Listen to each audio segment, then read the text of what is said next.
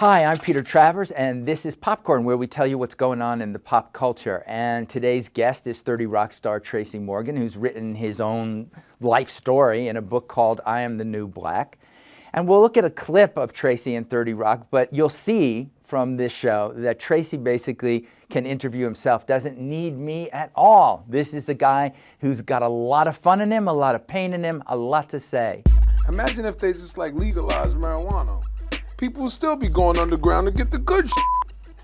They wouldn't have good marijuana at Whole Foods. I'm going to Whole Foods to pick up half a pound, half an ounce. The government want they cut. They do. And Barack, he went and he told, who was that? Mexico? Remember when he went to Mexico? Yeah. He had the whole army behind him? And he told him, yo, look, you see all these motherfuckers right here? I want mine off top.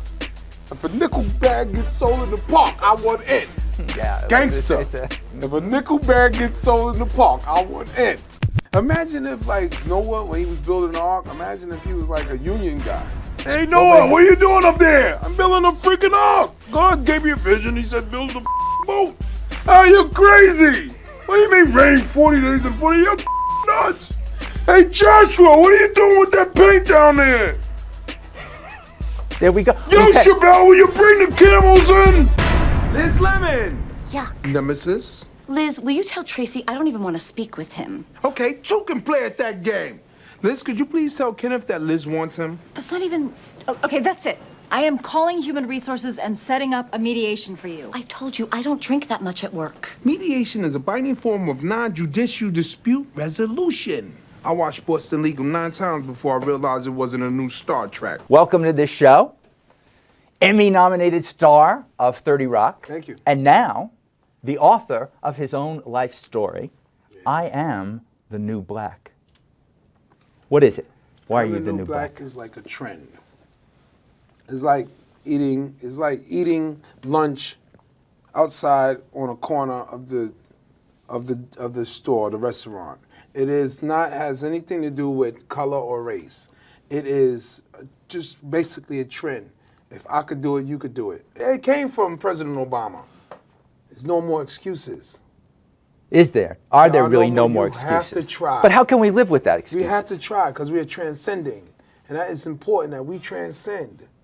And we have. The president is black. Do you know that? I know that. I figured that out. There was a time where you never thought you'd see it. I didn't think they said, I remember there was a joke, somebody said, pigs will fly when there's a black president. Guess what? There's swine flu. So it's here. It's here. So we got to keep on. I want to read just a short thing from this chapter, which is you call I'm a full-grown man. And you say, there's one thing people have to understand. Comics are not happy clowns. They are dark people, all of them, no matter how they grew up or what color they are. Anyone who's devoted his life to comedy and making people laugh wants to see that joy reflected back at him by rooms full of people because he's never seen that kind of happiness anywhere else. I think all of us have a void. I think comics more than I think comedians are more in touch with it. You want that reciprocated, you know? Some people want to see that come back. Like for me, it was my mother. You know what I'm saying? It was nothing like making my mother happy, and I felt I never could do that. So I think that was my motivation. And plus, you know, people telling me I couldn't do it. I know Who's telling you that? It was just people growing up. Where I come from, everybody looks at young kids in the street in the ghetto and go, you're never going to amount to anything. You know, I've seen friends dying violently at young ages. I've seen people going to jail for life for this. And it just became real sad in my teenage years, going into my 20s. Going to jail, dying? Yeah, my best friend. Yeah. Yeah, he died. He used to always tell me while we was cooking the crack and all that. So he used to say, yo, you so funny, man. What are you doing this for? You should be in the Apollo. And I used to be like, later for that, man, later for that. And then one day he got killed. And I just went into comedy after that. When did you first know you were funny?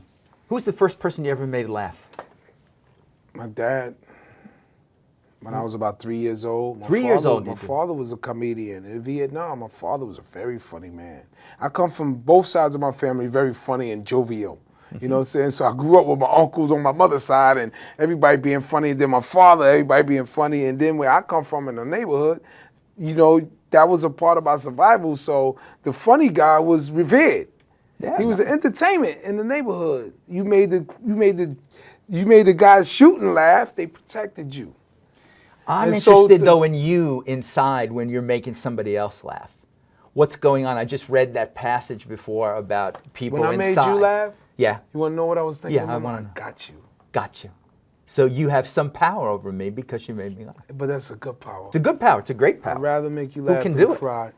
I'd Yeah. rather do that. Yeah, for me, that's the joy. You know, the appreciation. I have the sense of humor, and you laughing at me is showing the appreciation for that sense of humor. Yeah. Some people don't have nothing to laugh about, and when you grow up in the hood and you making people laugh that don't have nothing to laugh about, then you know you funny. Everything else is a cinch to me. And you're doing something good for them. Bringing joy. This is... So when I'm done, maybe and I get my wings in heaven, I feel like this. Whenever I make somebody laugh, I'm gaining my wings in heaven. See, everybody gonna go to heaven, but everybody ain't gonna get their wings. When I get there, I want God to do like this to me. That's all, baby. That's it. It's pretty good. I ain't gotta say nothing. I just want God to look at me and go, bite that bottom lip. Yeah. That was my All father. right. That's what my father used to do. I run a long touchdown, and I come to the sideline. My pops pat me on the head. He didn't want to give me too much.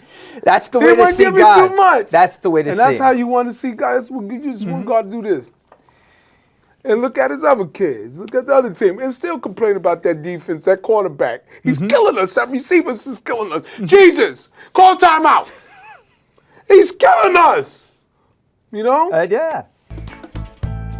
Brian Fellow is not an accredited zoologist, nor does he hold an advanced degree in any of the environmental sciences.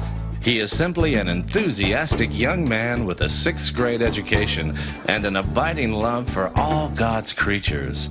Share his love tonight on Brian Fellows, Brian Fellows, Brian Fellows, Safari Planet. You go through your career in comedy, whether it's with Martin Lawrence, whether it's Saturday Night Live, where this is a great experience from you, and also a painful, annoying, frustrating experience for you. As for everybody else in it, it's not an easy bracket.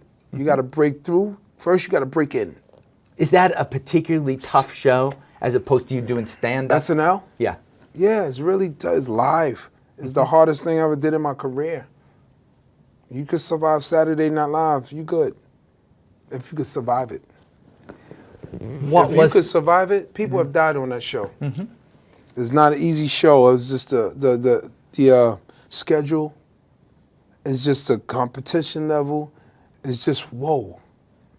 I've seen it break people.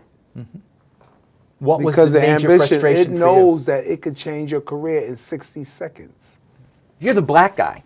And You go on that show as the one who's coming in after Eddie Murphy is coming in. And you've got that pressure of meeting that challenge of him.